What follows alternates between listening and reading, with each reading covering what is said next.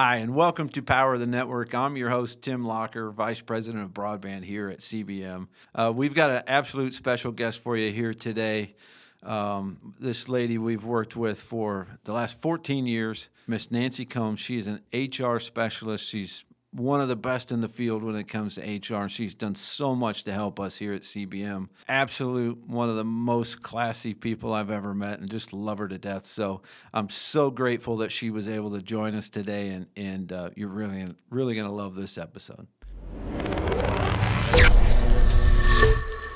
Well, Nancye, thank you so much for joining us today. I know we put you through a little technical issues here getting you signed into this, but we really want our guests to be determined to be on our podcast. So thank you for hanging with us and getting in here. So, it's great to see you. I think it's been a few years since we've seen each other at, one of the CPMR events. And, you're one of my favorite people. When I got to go through CPMR, one of the most impressive people, so classy, and just, you made an impression on me over those years that I was there. And I know CBM has worked with you for years and years. And I just want to say thank you for everything you've done for us. Not a problem. Just 14 years now, I think. Is it 14 years? We're getting started. I'm gonna keep this up till I learn it, That's awesome. So you've been doing this now for about 40 years? Yes, I have. In the That's HR right. field? Next year will be 40 years. Well, that's awesome. What would you say? What would you say are the biggest three mistakes that employers make, in general, when it comes to HR concerns? When it comes to HR? Yeah, HR in general. What are probably the three biggest mistakes that you see employers where they fail? The first mistake they make is they have no clue what they don't know. Yeah. I call it unconscious incompetence. They don't know what they're doing, and they don't know. Yeah. And then they become like a 2-year-old with a cigarette lighter in their hand. And the fire looks beautiful, so I'm going to light the curtains, and then it'll be big and beautiful. See, that's what they do. They don't know. They underestimate the importance of a problem. And then it gets out of hand. Okay. And they hire the wrong people. That seems to be a hot topic, I think, in every industry right now. Everybody we talk to, when you ask them what's their biggest challenge, it's finding people to work, and then second on top of that, finding good people to work. I was reading, you had an article posted at Contractor Supply magazine, and you mentioned, you were talking about, hiring the right people. And I think you said that, finding the right person or the right fit is naive. What did you mean by that? In terms of hiring, the very first thing you want to look for is brains. Brains are underestimated. Unfortunately, there's a huge emphasis on chemistry. I like this person. We both went to Duke. They like football, me too. There's a huge emphasis on that. I don't need to like you first. First, I want to know how smart you are. Because if you're smart, I can have a lot of flexibility. I can move you from job to job, and you can learn. Yeah. You can do critical thinking. You can do problem solving. I don't have to babysit you. You can figure things out on your own.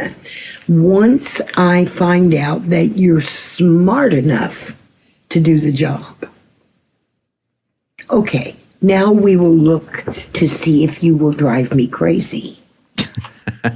Now we're going to find out about your work style.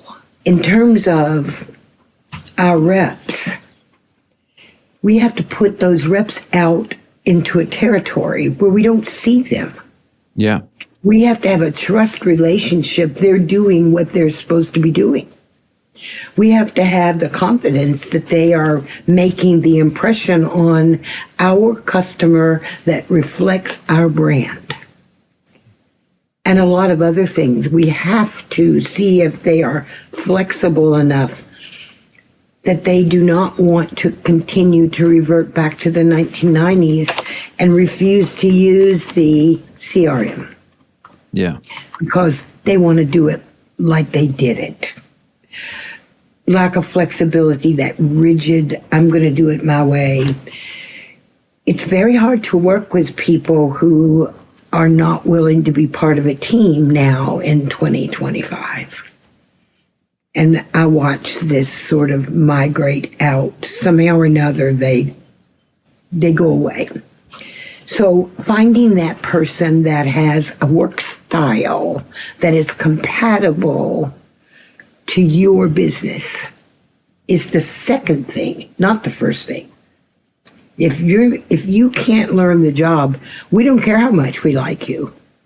Because if we hire you and we train you for 5 years, we will have a dummy with 5 years training. You have to be able to learn the job. Absolutely. And the third thing we look for is, will you fit into our business? We're a rep group. We don't want someone who is happy to log in at 8:30 a.m. and then 2 hours later say, oh, it's my break time. Oh, and then 2 hours, it's my lunchtime.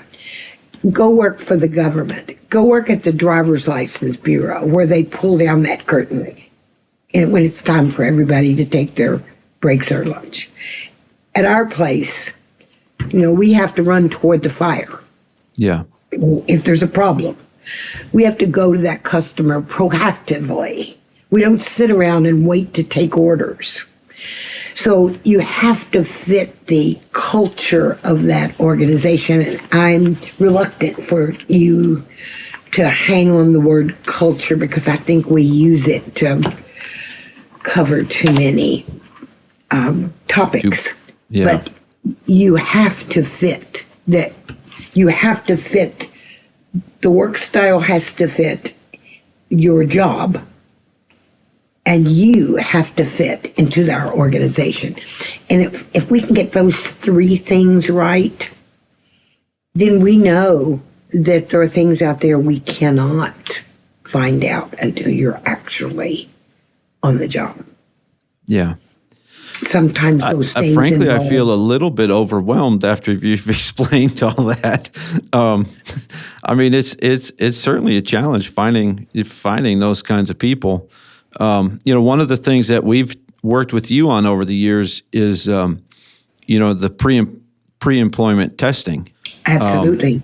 Touch on that, what that process looks like, what you're looking for, and explain the importance of what you do in that pre-employment screening process. No matter what business you're in, if you are in the business of hiring people, you need a toolbox. You must have a toolbox. Just like the repair tech that goes out, climbs up on a building to repair the HVAC or the communication system. Got a toolbox, got tools. And they have to be tools for that process. We're gonna conduct a process here. So I'm going to have a job description because I have to know what job I'm looking for. And then I hope that I'm smart enough to create a solicitation that will draw in candidates who are qualified.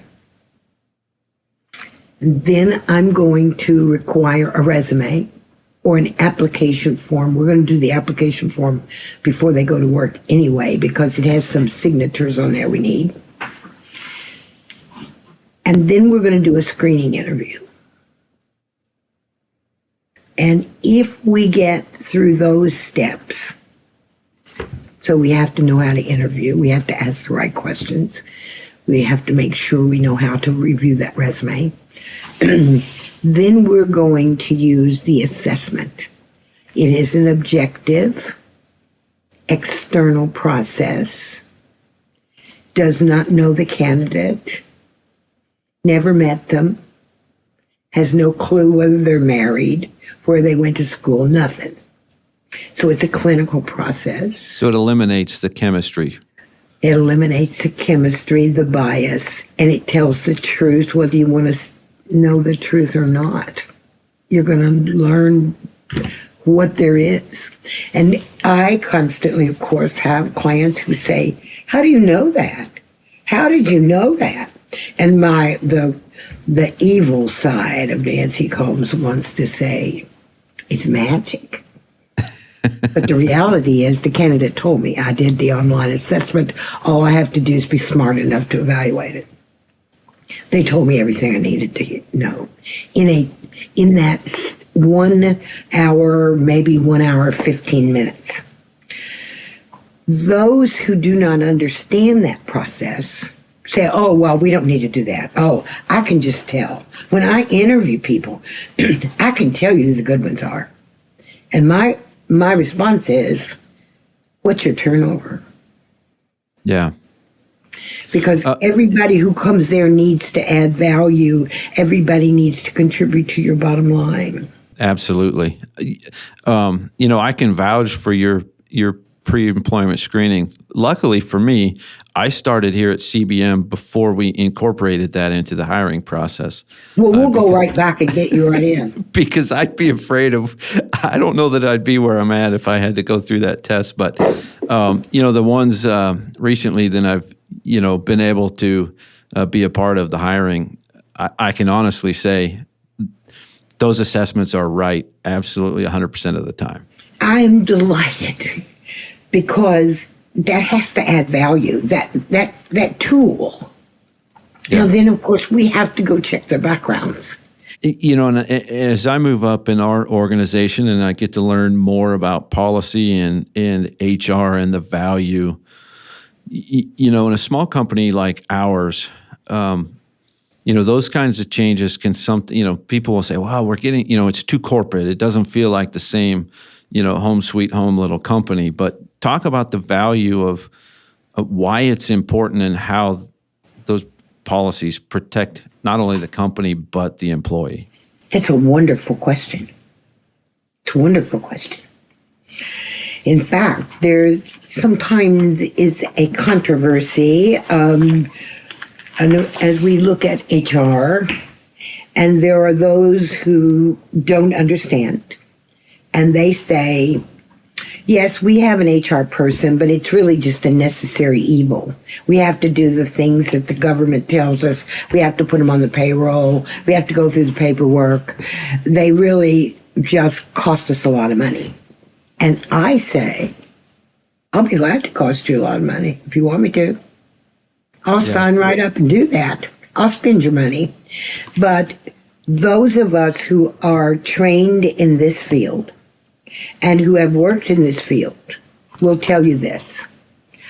Our salespeople hit the road outside and inside. They upsell and proactively increase our sales. Those folks work really hard to bring those sales in all kinds of weather and all kinds of circumstances, face to face with that customer. And they put that money on the top line of your business. In HR, our goal is to make sure you get that money to the bottom line. Yeah. And if you manage your business badly, you won't do that. You'll pay that out in unemployment claims. You'll pay it out in workers' comp. You'll pay it out in EEOC charges for discrimination. You'll have high turnover because you didn't choose the right people. And every one of those activities cost you money. So we'll just spend your money and it'll all go away. So I can either make money for you if you cooperate, or I'll spend your money. And then all of that work winds up with nothing to pay the shareholders, which in your case is wonderful because you're an ESOP. Yeah. So it's in everybody's best interest we do this right. And those who do it right tend to do extremely well. Those who don't struggle, and they cannot figure out why they struggle. You have to hire the right people. You have to invest in their development. And I know you do that because, of course, I work with Marla and her commitment to make sure everybody knows everything. You know, one of the things that I often tell my classes who are HR professionals, knowledge and love are the only two things that have absolutely no value unless you share them. Well, that's wonderful. And no matter how much you share, you will still have all you ever had. Yeah, you don't lose it when you give it away, do you? CPMR class. When I stand before your CPMR class and I say, learn this, I want you to learn this. I need you to know this. When I walk out that door as your instructor, I still know all that. And now you know it too. And what that does, that many managers do not know, many executives do not know, is by sharing what you know, you increase your influence. That's an excellent way to look at it. 5 years from the time I had you in my CPMR class, you will say something, you'll say, I learned that from Nancye Combs. And 10 years from the time you were in my class, you'll say, I learned this from the instructor I had when I was at CPR. Now let me think, what was her name? She had red hair. And 20 years from now, we'll never forget your name. Yeah, 20 years from now, you'll say, this is my idea. That's when I've done my job. So when I have those who don't want to share knowledge with those coming along, I feel sorry for you. You're going to have a hard time getting to the top. Those at the top want to share everything, and that's what you will have in your president. Your president, Marla, is just the best. Teach them everything. This isn't the Marla show. Come on now, she's get in the other room. It is a Marla show, there, so. And she is, and she is incredibly talented. But she has a bench over there. She has a bench with people on that bench. She's building that bench strength, and that's what you're supposed to do. That's the right thing, and we'll help you do that. But those who are not open to that tend to be acquired. They merge into others. They don't have the field. They don't have the people to take the field and move it forward, and we can't help them. They need to be like the Kansas City Chiefs, right? Constantly fill out the bench. What other questions? Well, that's a term that I've heard all the years that I've been here. Filling that bench, and continuing to look for folks to fill that bench. So. I think you may be right. Somebody may have claimed your ideas already. They're supposed to do that. Yeah. Because one day I'll disappear, and I need them to know that, and I need them to know how to do that. And I'm so frustrated when they don't. So that kind of leads me into the next question. So you kind of wear an awful lot of hats when it comes to HR, from lawyer and litigation, business owner, speaker, and also professor. Is that accurate too? Yes. So that's accurate too. Of all those hats, and I think your last statement kind of led to it, but it seems like you're very, very passionate about that teaching role. Talk a little bit more about what you do, as a professor and as a teacher, and why that's so important to you. I'm an educator. I'm an educator in my core. I'm an educator.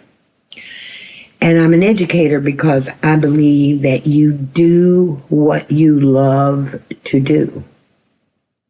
The way you are successful do what you love to do.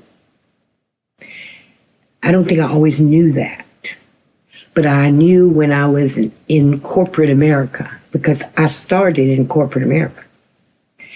And I was responsible for 51 drugstores, pharmacies, 1,200 employees. And when we had to separate a pharmacist, now remember how much education you need to be a pharmacist. Yeah, remember bunch. how much internship and co-op you must have in order to earn those licenses and pass that incredibly difficult test. And now we're going to separate this employee who is not competent. And over, I heard, I never wanted to be a pharmacist.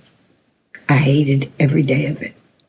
I'm only a pharmacist because my dad was a pharmacist, and he said I had to do that. My granddad was a pharmacist. There's been a pharmacist in my family for 3 generations.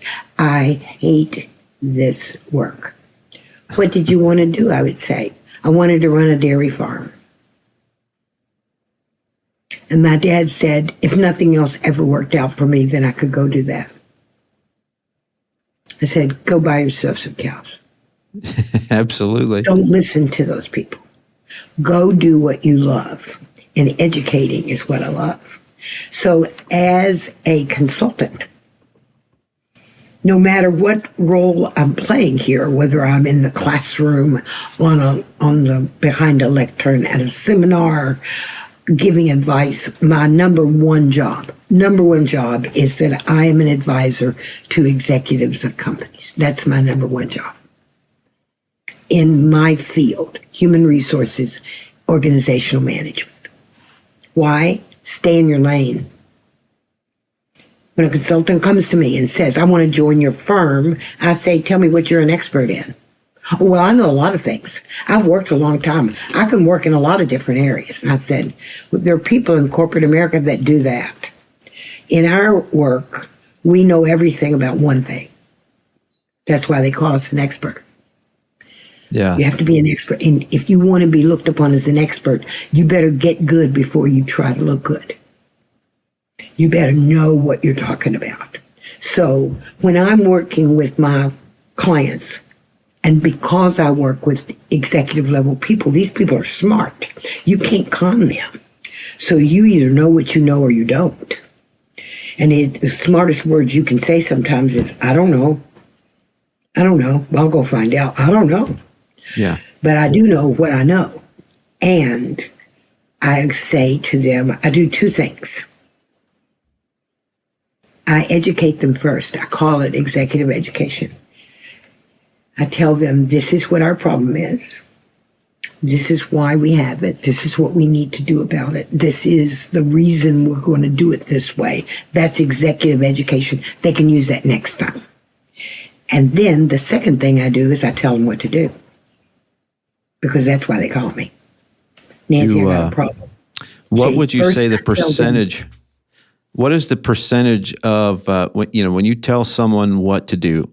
What's the percentage of success, or I guess how many of them listen? Do you still struggle with them listening, and how do you not take it personal if they don't?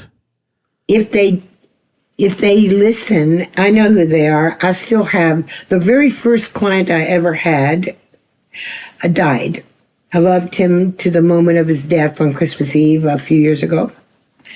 And my clients are with me forever. I mean, like forever. If they know, and they know where is that line that we call Nancye. They can run their business. They don't need me to run their business. They need me to help them when something happens that they need me for. When they don't know what to do. They either don't know what to do and they say, Nancye, I don't know what to do about this. I just need your advice. Or more often, they know what to do. They just need me to validate that. They have reassurance. Yeah. Oh, yeah. They need to know that they're doing it right. And when I say, oh, yeah, that's the way we do it, we're good. We're gone. Now, when they don't listen, they don't work with me, of course. But I struggled with that for a while. Many years I struggled, many. And my eldest godchild is a surgeon. He is an oncologist. His work is breast cancer surgery. And one day I said to this brilliant young man, who is now, of course, approaching, he's rich enough, he could have retired 100 years ago, but anyway, he's now a fully mature adult and has a marvelous practice. I said, Alex, what do you do when your patient doesn't listen to you? When you tell them they have to do A, B, C, and D in order to get well, and they go right on doing that bad habit, and they die. He said, I send the invoice to their insurance company. I said, Alex, my Lord. And he said, Nana, all godchildren call me Nana. Nana, I can only do what I can do. I can only give them my best advice. I can only use my scalpel to do the work I know how to do. But if they don't listen to me, that's not my fault. I have to move on. I can't get mired down in someone else's stubbornness. I send the invoice to their insurance company. I never forgot that. I learned that from a child. I learned that from a young person. And I thought, how smart. He does not accept ownership in their refusal to succeed. And so I don't own that. Yeah. I just and say, that's not unloving in any way either. And I think that's what some people kind of get stuck on, you know? Exactly. Yeah. Yes, exactly. But you just simply cannot enable yourself to be miserable because this person chose not to listen to your advice. It bogs you down, and then you can't help other people. So I chase success all the time. I go take care of those who want to win. You want to win? I'm going to help you. Yeah. No, and that's if a you great don't want to perspective. win, I'm going to transfer to another team, you know? Yeah. No, that's awesome. That's awesome. What's different about CBM? First and foremost, it's our ESOP.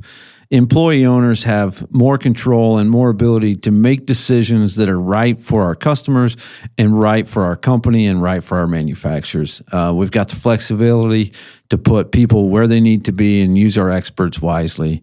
If you need help with a project or need representation from an excellent sales force here in the Midwest, look no further than CBM.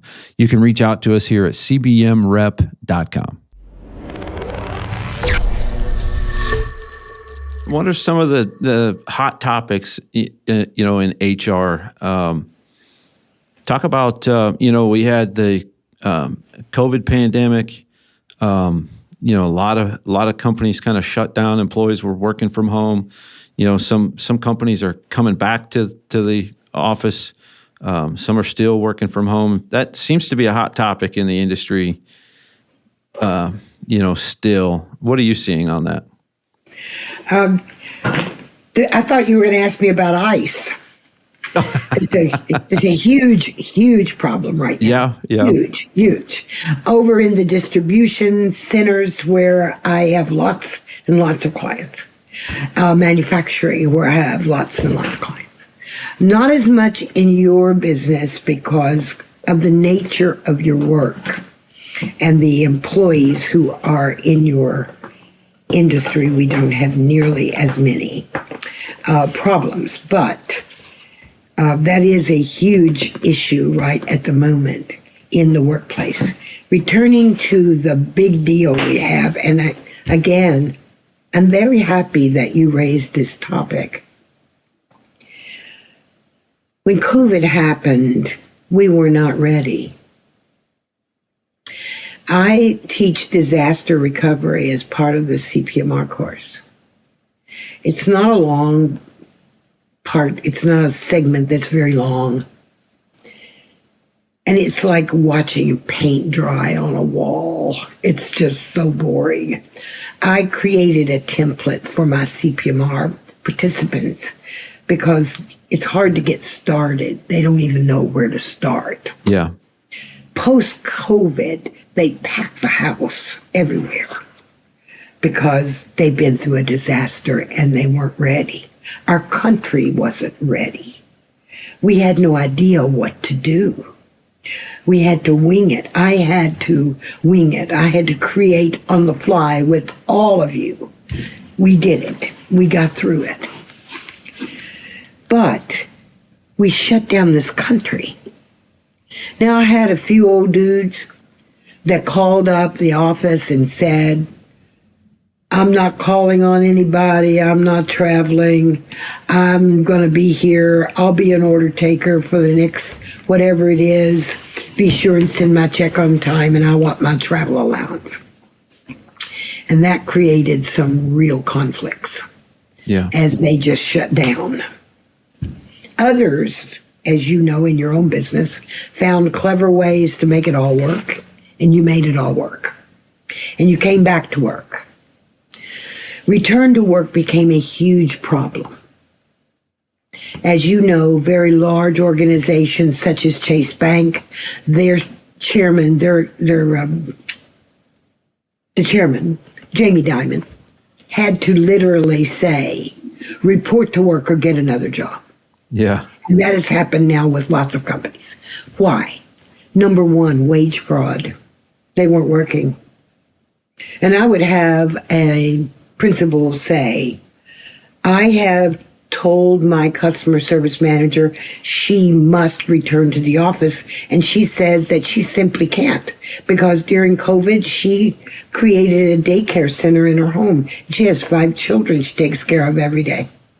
I said, are you telling me that she's running a separate business and she's your customer service manager? Yes. But that's why she's not coming back to the office where you have 4 employees that she's responsible for. Well, she tells me she can do both jobs really well. I'm proud of that. I think that's great. She has an option. You're her primary employer. If she wants to stay with you, she'll return to work. Right now, we've done a lot of things, but let's talk about where we are right now. Some employees are remote. We call them salespeople.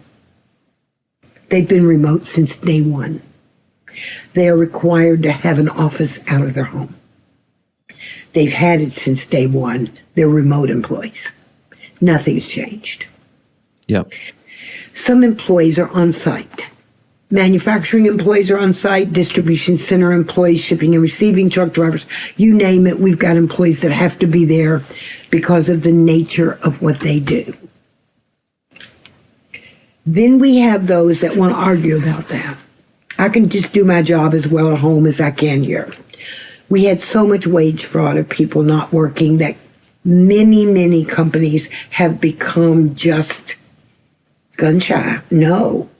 We're not going to let people work from home because it really hurt us during COVID that our customers weren't taken care of and employees weren't properly supervised. And we want our people back to work. I understand that.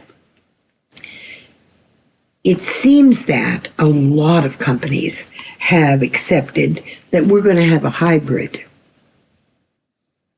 You're going to come to work 4 days a week, or in most cases, it's done by the quarter.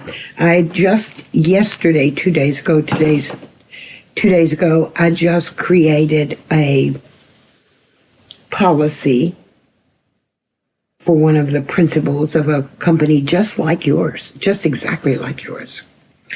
And they allow their executives to work outside the office 2 days a quarter.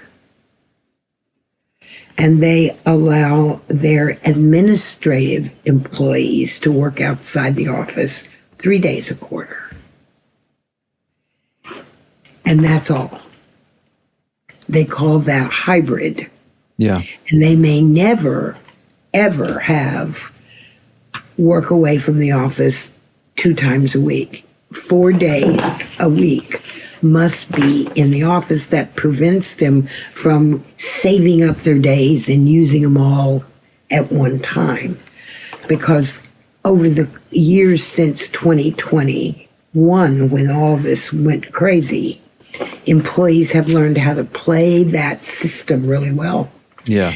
And there are companies that allow hybrid schedules, but they're so careful now because of the many problems they've had.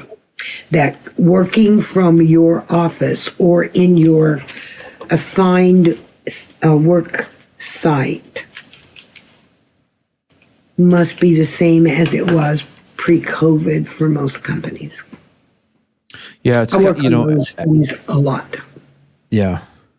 And as an employer, you do care about your employees. And it kind of, you can use the term culture again too, if that's part of Yes, the culture, that is part of your culture. Yes, it is. Yeah.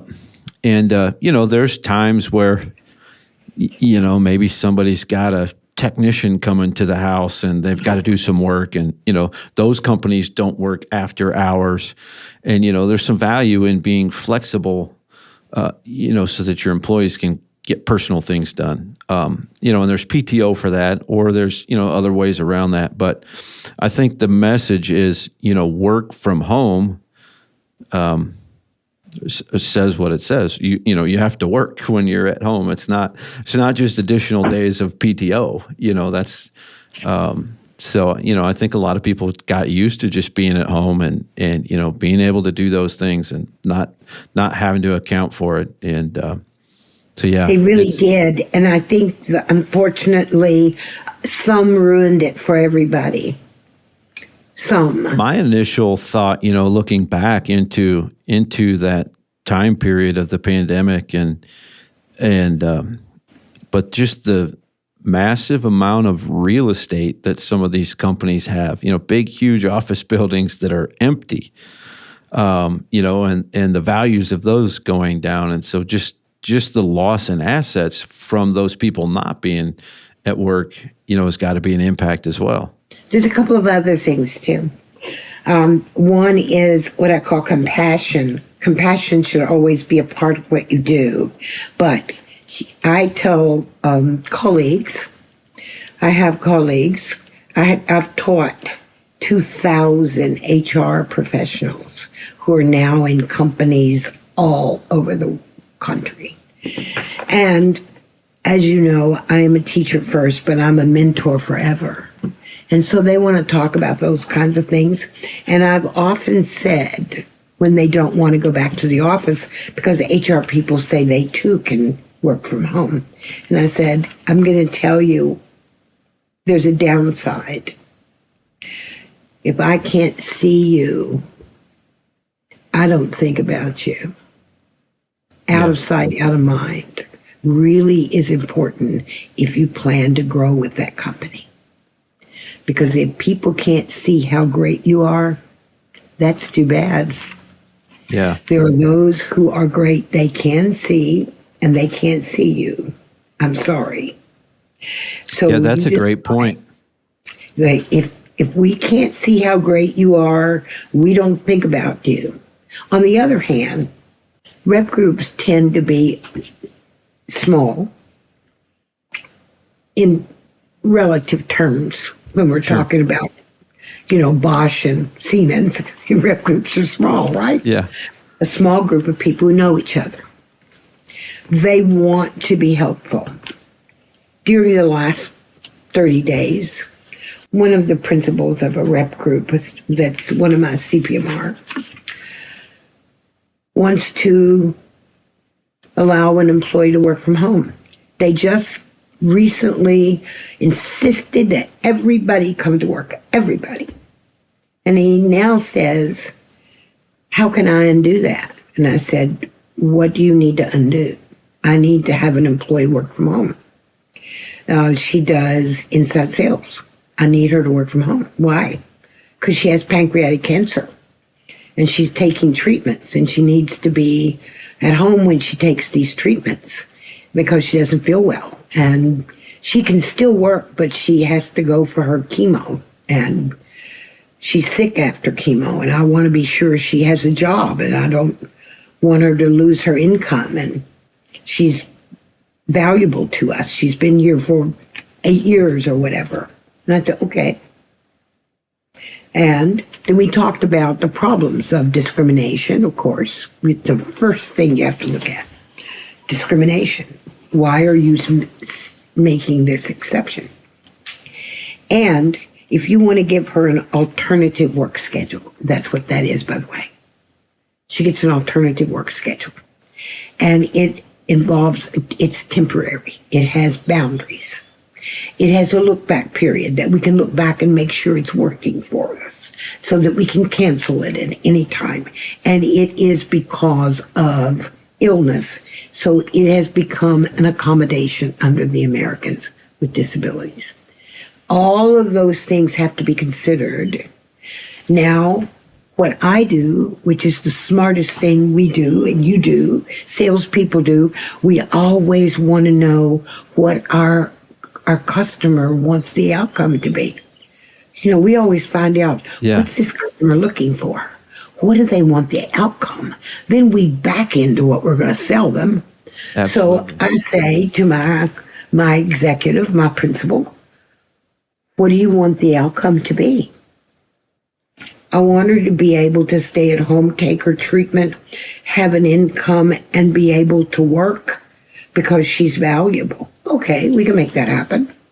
We just have to make it happen within the employment regulations. So how often a scenario like that, and that's obviously honorable and great intentions, take that same scenario and tell me how it could go wrong for that same employer if you didn't do the right thing. So, you know, you take an honorable thing, trying to do the right thing, and how do you accidentally make an HR mess out of that same scenario by doing it wrong?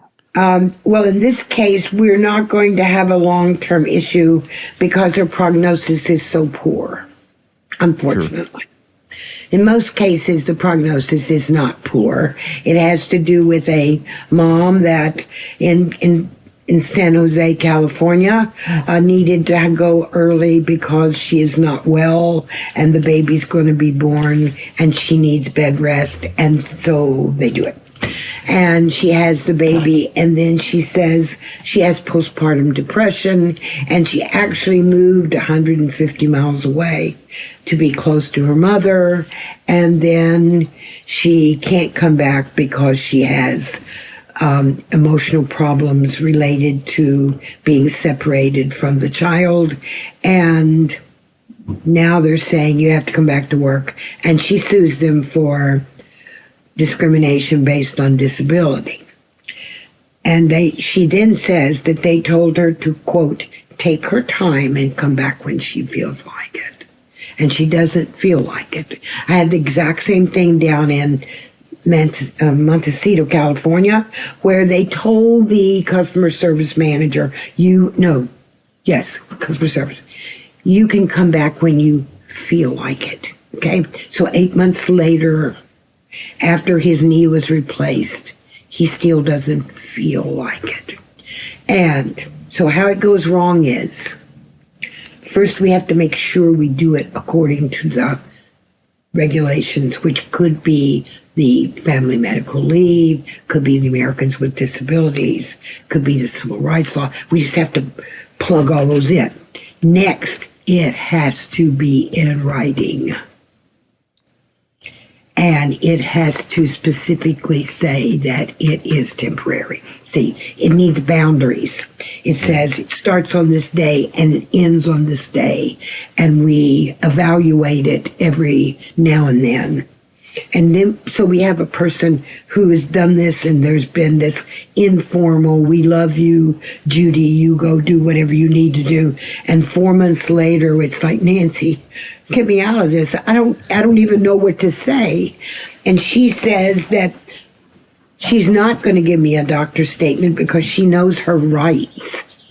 See, if you don't have any requirements, if you didn't have any paperwork, or if you don't memorialize those kind of things with records, we have a hard time helping you, because the employee says, they promised me. Well, they say, I have an oral contract. Oh, jeez. Here we go. So we try to make sure we get those things all nailed down, even though it is somebody they love very much and they don't want to have to do this. I tell them, you don't know Uncle George. They go, what? You don't know Uncle George? Uncle George is the guy that's sitting across the table at Thanksgiving saying, they did what to you? Oh, well, you can sue them. I'm going to give you the name of the best lawyer in town. That's Uncle George. Yeah. You know, there's one in every family.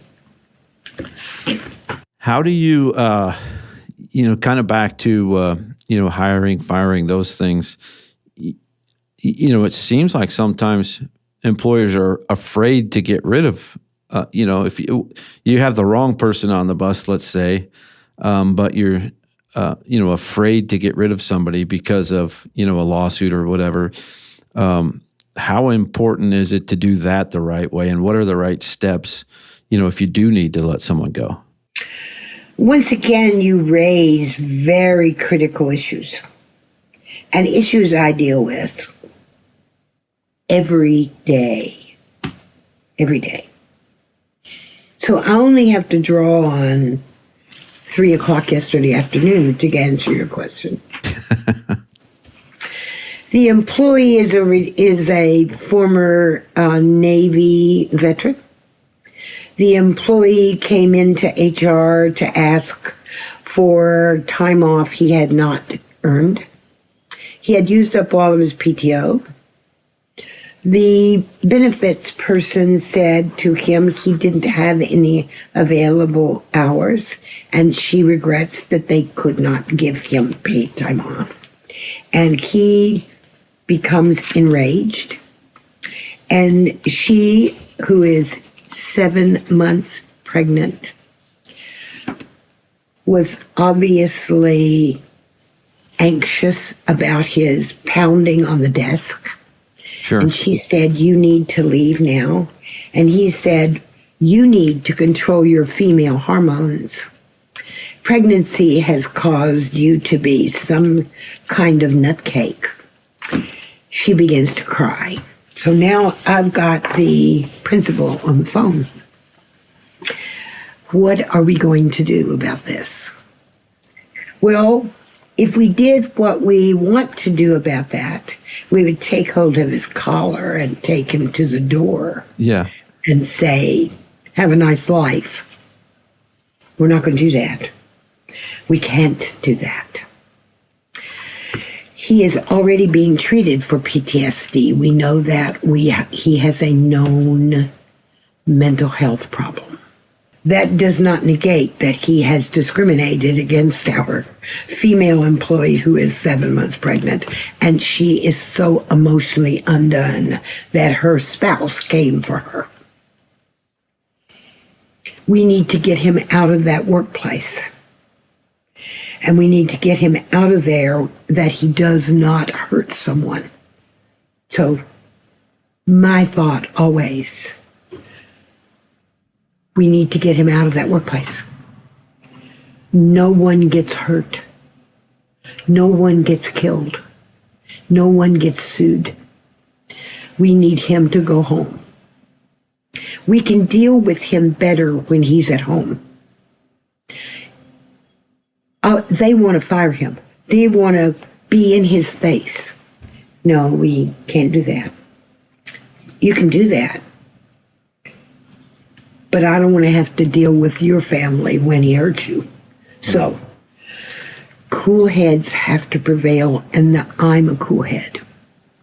So here's what we're going to do. We're going to send him home. We're going to put him on administrative leave. Did I say suspension? No, I didn't say that, did I? No. Suspension is a word that triggers anger. We're going to put him on administrative leave without pay, pending an investigation. Our manager is going to help make sure he gets anything he needs from his workplace. And we're going to tell him we'll call him tomorrow. We need time. We need time. When we don't know what else to do, we go to send him home because we need time. Okay? We're going to put him in timeout. That's what we're doing. Yeah. We're going to put him in timeout. Now we're going to get a plan.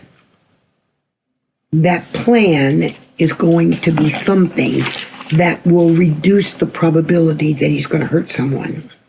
Since he's already told us he has PTSD, and he's being treated by the Veterans Administration, we're going to tell him that he must take his job description and our letter that we're going to send him to his VA counselor and get a complete release that he is mentally and emotionally released to return to full-time work. That covers our disability issue. It also says we recognize that you have a physical or mental health problem and you need to take care of that. I said to that principal and their HR person, we're going to treat this like a broken leg. Yeah. This person has a disability and he acted out because of his disability. So first we need to know if he is able to work. And we're not going to make that call. We're going to let this third-party medical person do that. Yeah. If that medical person says no, he is not able, then we will put him on family and medical leave or whatever leave is available, and he cannot come back to work until we have a release. When he returns to work, then we're going to make a decision, if he does, about what problem we're going to, how we're going to resolve the outburst. Yeah. We'll deal with that when the time comes. In the meantime, we're going to deal with this as a disability. He's going to resist and say, I'm not going. Then we have to tell him we're sorry. He can't come back to work until he does. But we still have to go take care of the woman. Yeah. That's the easy one. We're going to give her time off with pay to give her an opportunity to rest and to tell us when she feels like coming back to work. And if she needs extended time off and her doctor says that's a good idea, then she'll bring us that doctor's statement. So we'll deal with her by making it easy for her to have time away from the office.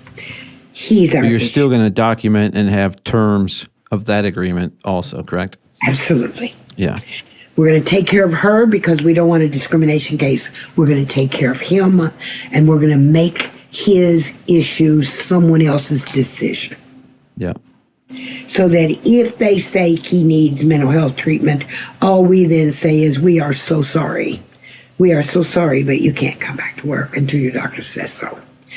Where we have big problems is when our own leaders jump in and say and do things that incites anger, and then there's retribution. Yeah. Lawsuits, other employee work stoppages, violence, sabotage. They call OSHA and say we're putting chemicals down the drain. They call the National Labor Relations Board and say their employees are being intimidated. It just goes on and on and on. So I say, chill, take a breath. Yeah, calmer heads prevail. And that's one thing. Yeah. That's one thing I've really learned from Marla. She's really good at taking a breath, pausing, thinking things over, and creating that space so you do react, in the proper way. So I'm more of a knee jerk kind of guy. So that's something that I've recognized and realized that I've got to work She's a on. president because she has been able to engage in something we call self-discipline. Yep, for sure. So based on all of those factors, what is the true value of HR? HR will bring the important considerations before you make a decision. The compliance that principals, senior executives don't have time for. They don't have time to sit around and read regulations. They depend on a subject matter person, and that's what HR people are their subject matter person that says, we have to think about this and this and this, okay? They will help with the plan. Policy and procedures are in their blood. That's what they do. And then they will help script that outcome so that people say the right things and do the right things, and that they don't say the wrong things that will cause them to have big legal problems. So having that subject matter expert somewhere along the way, either internal or external, is absolutely essential to make sure no one gets hurt, no one gets killed, no one gets sued. And the employee is always able to keep their dignity. Well said. Well said. We got to wrap this up. Nancye, I can't thank you enough for coming on and being with us. We appreciate everything you've done with us over the last 14 years, everything you've done for, the CPMR. You're just an absolute rock star, and we just love that you're part of our business and help us as much as you do. So thank you so much, and we're gonna definitely have to do this again. This is what I do. This is what my life is about. I've never had a job in my life. This is what I do. It's my life. Well, and my goal is that all of you are a success.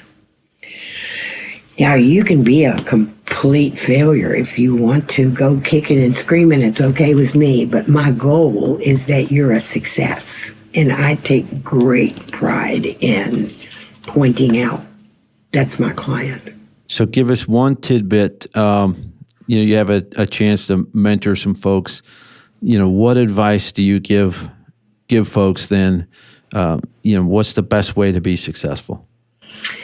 It's very interesting when you talk about mentoring, because a CEO asked me to please mentor their new president. And I said, no, thank you. I don't want to do that. And he said, oh, come on. Why? And I said, his eyes are too close together. And he said, what? And I said, his eyes are too close together. I did this. I'm in charge of that. These are my people. That's my warehouse manager. Those are my drivers. Eyes and my's are. And I thought it violates one of the principles of success. I said earlier, if you really want to do well, do what you love to do. Do that. Go find your passion. Do it. It'll work out. I don't care what it looks like on the front end. It'll work out. And get good before you try to look good. You have to know what you're talking about, because people will have confidence in you if you are competent. When they see you're competent, it will build their confidence in you, and it will build your self-confidence. You also have to, what I say is polish your diamond. Polish your own diamond. Continue to take courses, to continue to learn things. Whatever it is, learn about those things that will be useful to you in your relationships and in your work. If you don't stay up with the technology, then you can't expect the company to see you as a person who is flexible and always learning. And unfortunately, it'll affect your career. Get rid of I and my. I. We today in 2025, we're part of a team. We are we and us and our. And those are critical when we hear people talk. They'll tell us. They'll tell us who they are. And they'll tell us about themselves. That's a little tidbit, by the way, for hiring. Listen to their past. Develop that bench strength. Develop a bench of talented people who make you look good. And don't forget to do what I call fuel your tank. Go take some time off. Be sure you take a vacation. Be sure you have a hobby. Be sure you have something that gives you an opportunity to exhale now and then so that you don't become so obsessed with success that it cannot find you. You will never find success, by the way. If you just go do those things you love to do and you do them well and you make sure you are competent, success will find you. You can't hide. Look at every hugely successful person in the world. They can't hide. People will come looking for you when you're really good. And thank God you all have come looking for me all these years. I am so grateful. I am so grateful that those in my age group are retired and saying, "Why are you doing that?" I said, "Doing what?" "Working." "Oh, I'm not working. I'm just living, Yeah. I've got this great big circle of wonderful people like you and these fabulous companies like CBM and I'm just a cheerleader. I'm sitting around applauding, and every now and then you need me to come out there and play on the court, and I change my uniform into a consultant and do that. But I always wish you well. I'm sure you know that. I wish you Absolutely. well. And I'm so grateful you asked me to visit with you today. Oh, it's been my pleasure for sure. So thank you so You're very much. welcome. Come back and visit with me in my office anytime. Thanks again to Nancye Combs for joining us on the podcast today. I can't say enough good things about her and how much she's helped us here at CBM over the years. We're really grateful to have been able to work with her all these years. So thanks again, Nancye. Remember, if you need help with a project or looking for representation from an excellent force here in the Midwest, look no further than CBM. You can find us right here at cbmrep.com. Thanks again for joining us on Power the Network. Please like, share, subscribe, drop us a comment. Let us know what you'd like to see. And thanks for joining us. Until next time, we'll see you next time.